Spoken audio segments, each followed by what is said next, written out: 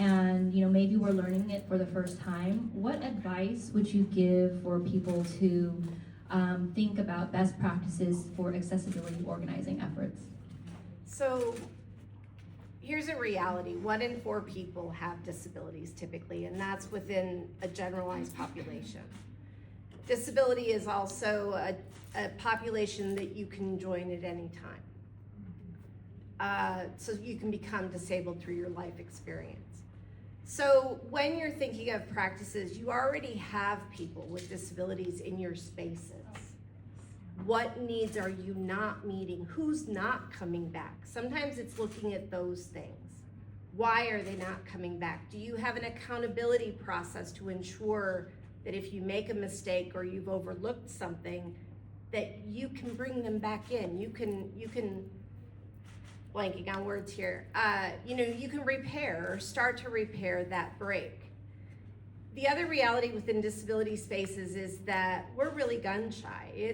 I can't tell you how many campaigns locally that I wanted to support when they were door knocking, and I knew that it wasn't going to happen because they hadn't even started to include accessibility on their websites or in their social media posts. It doesn't take much to write alt text on an image, but yet you'd be surprised at even the most trained people that are not writing alt text, or they're putting person sitting in chair. They're not putting any other context behind that. So if somebody has low vision or relies on that alt text to be read to them, and you want to convey something with the image that you're using, person sitting in chair is not going to convey that message. So these things, there are tools available. Accessibility is huge. Accessibility also includes financial accessibility, support needs.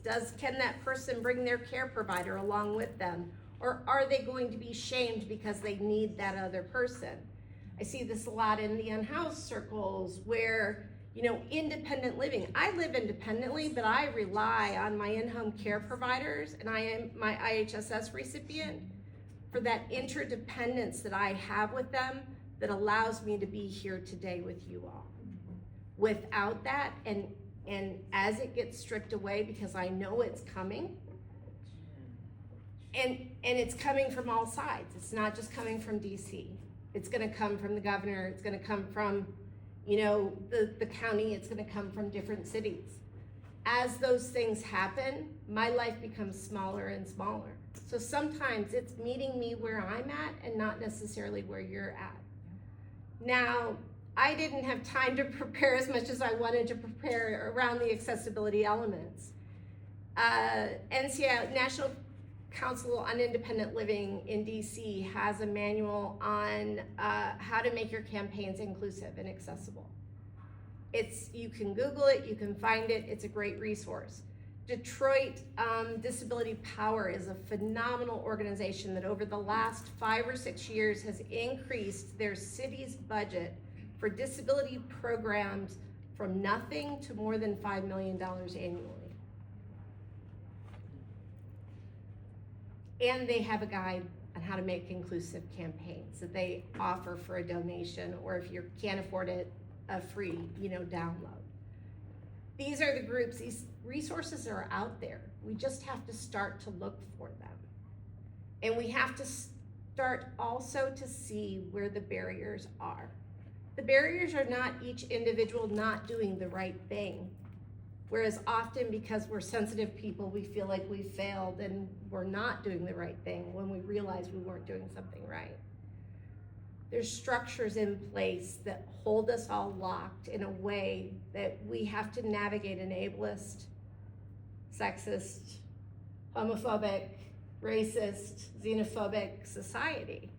And if I missed any variables in that, correct me, please.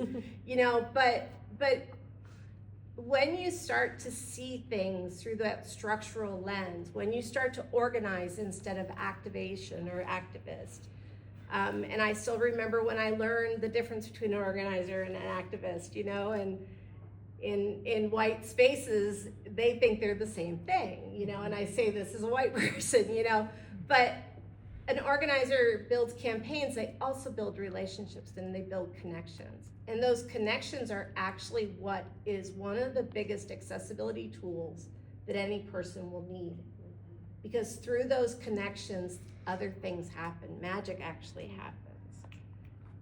And that magic is what we need to embed and infuse in the campaigns that we create and develop so that we can make access needs as human needs and not as special permissions that I have to request coming into a room. So a student can be given what they need from the point that they enter services until they graduate, where they're graduating career or community ready, as opposed to what they currently do, which is nowhere near those things. But when we have separate add-on programs or segregated programs, because disability is still one area where segregation is hugely accepted, are we creating equity for that individual? Are we organizing? Are we creating accessible campaigns? And what can we do to improve it? Thank you, Michele. I also want to give a big, applaud and shout out that Michele was part of drafting the Disability Inclusion and Equity Pledge that was adopted by the City of San Jose and the Board of Supervisors. And she helped establish the Office of Disability Affairs at the county and funded the new Disability Affairs Office with the City of San Jose. So that's massive.